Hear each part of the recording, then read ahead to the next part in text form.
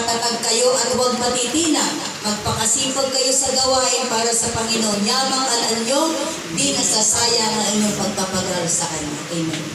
Mula po sa Genesis 22:14, Christian Fellowship po sa Antipolo, bagaman Antipolo din po ito. Kami po ay bumabati ng 25 years. Wow, 25! Napakabuti po ng Panginoon.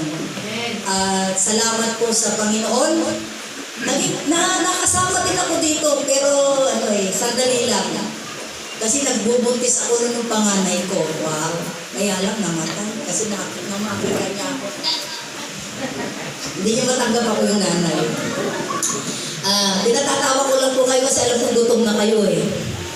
Marami natang pagkain na. Mula din po sa Genesis Abisamis, yung outreach po namin.